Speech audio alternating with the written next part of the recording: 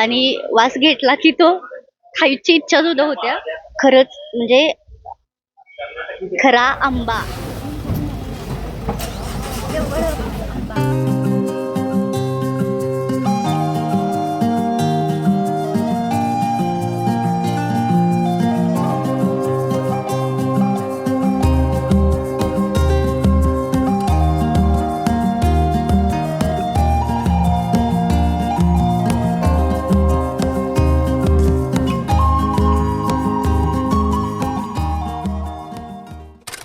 नमस्कार मंडळी, मी दिव्या तरुण भारत मध्ये तुमचं पुन्हा एकदा स्वागत आहे. आज आपण आलोय मार्केट यार्ड मध्ये आणि आता उन्हाळा सुरू झालाय. उन्हाळा म्हटलं की आपल्याला आंबे चाकायला भरपूर आवडते आणि त्यातल्या त्यात जर देवगड हापूस आंबा म्हटलं तर मज्जाच. आणि आता आपण आलोय मार्केट यार्ड मध्ये आणि बऱ्याचदा आपण मार्केटमध्ये जातोय आणि आंबा खरेदी करत असतोय आणि आपली फसवणूक होत असते. देवगड हापूस आंबाच्या नावाखाली बरेच वेगवेगळे प्रकारचे आंबे आपल्याला दिले जातात आणि आपली फसवणूक होत्या. तर हीच फसवणूक होऊ नये यासाठी आपण मार्केट यार्ड मध्ये आलोय आणि तिथं आपण प्रसाद वळुंजे सरांच्या सोबत बोलणार आहोत आणि देवगड हापूस आंबा कसा ओळखायचा हे त्यांच्याकडून आपण पाहणार आहोत. चला.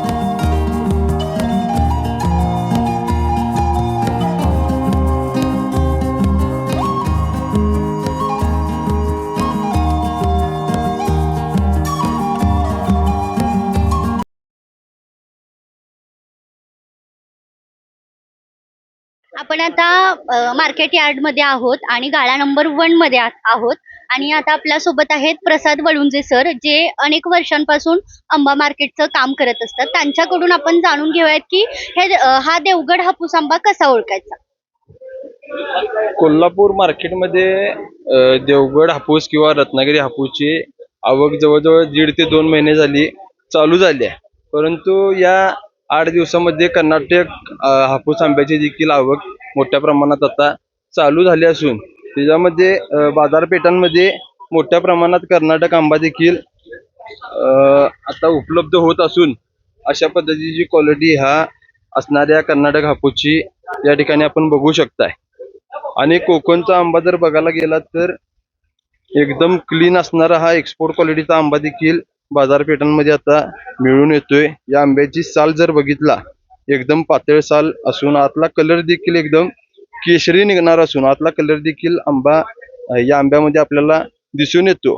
कोकण आंब्याची वैशिष्ट्य जर बघायला गेली देवगड हापूसच्या आंब्याची तर आंब्याची साल मुळात पातळ पाहिजे, आंब्याचा सुगंध एकदम गोड यायला पाहिजे आणि आतला असणारा जो काय कलर आहे तो केशरी कलर या ठिकाणी आंब्याचा निघाला पाहिजे, तर हा आंबा देवगड किंवा रत्नागिरीचा म्हणून ओळखला जाऊ शकतो. आता हा कर्नाटकचा हापूस देखील आपण या ठिकाणी बघू शकताय. याची साल एकदम जाड येणार व आंब्याला सुगंध देखील कमी असणार या आणि आतून आंबा हा खराब निघण्याची शक्यता 100% असते. त्याचं प्रत्यक्ष आपण या ठिकाणी बघू शकताय. हा आंबा कर्नाटकचा असून आतून 100% खराब निघणार. अशा पद्धतीचा आंबा हा खराब कर्नाटकचा निघत असून कोकणचा आंबा 100% गॅरंटेड या ठिकाणी आपल्याला अशा पद्धतीचा दिसून येईल बाजारामध्ये.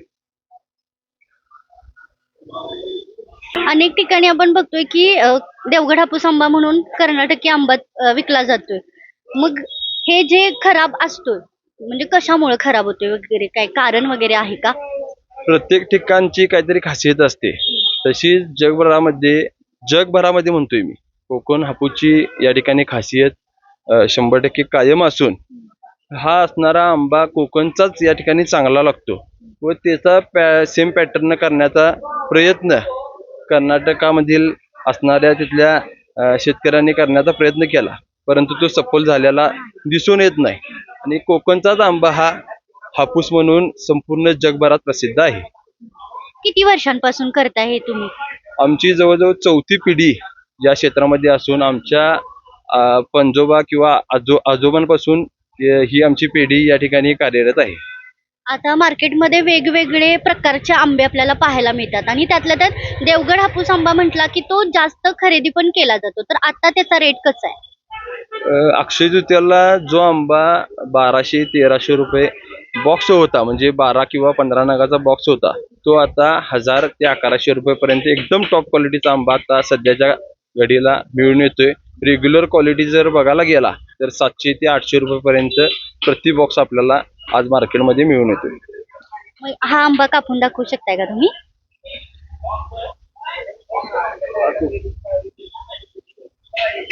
हा असणार कोकणचा हापूस. हा कोकणचा आंबा या ठिकाणी आपण बघतोय. हा आतनं अशा पद्धतीचा केशरी कलर आला तरच हा आंबा देवगडचा म्हणून ओळखला पाहिजे. त्याचा सुगंध देखील यायला पाहिजे आणि साल त्याची अशी पातळ पाहिजे. तर हा देवगड व रत्नागिरीचा हापूस आंबा म्हणून ओळखला जातो. आणि दुसरी ट्रिक म्हणजे आपण त्याचं आंब्याची साईज आहे ती खालून अंडाकृती असत्या असं पण म्हटलं जातं, म्हणजे खरं आहे का? प्रत्येक शेतकऱ्याची वेगवेगळी कलमं असतात. कुणाचा गोल येतोय, कुणाचा लांबट आंबा असतोय.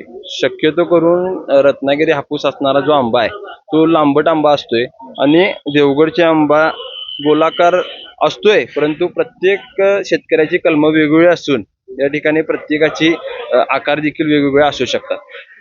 ठीक आहे, धन्यवाद. मार्केटमध्ये अनेक प्रकारचे आंबे आपल्याला पाहायला मिळतात.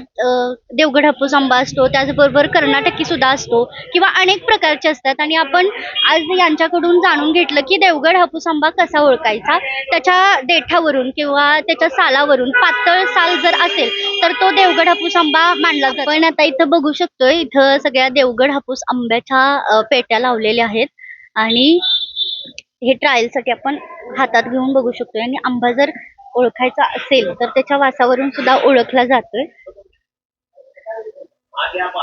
खरंच म्हणजे खरा आंबा हा वासावरूनच ओळखला जातोय आणि खरंच मस्त वास येतोय.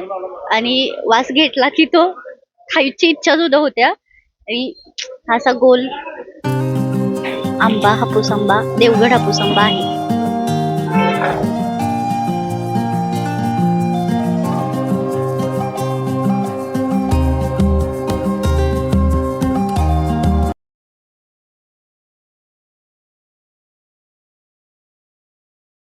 आता आपण देवगड हापूस आंबा कसा ओळखायचा याच्या ट्रिक आपण जाणून घेतल्या. आणि या उन्हाळ्याच्या सुट्टीत मी देवगड हापूस आंबा नक्की खाणार आहे. आणि तुम्ही खरेदी केलाय का आणि देवगड हापूस आंबा तुम्ही खाल्लाय का? त्याचबरोबर देवगड हापूस आंबा खरेदी करतानाचा या ट्रिक्स तुम्हाला माहिती होत्या का? हे मला कमेंट करून नक्की सांगा. आणि अशाच नवनवीन माहितीसाठी, व्हिडिओसाठी तरुण भारतच्या YouTube, Insta, Facebookला फॉलो करायला विसरू नका.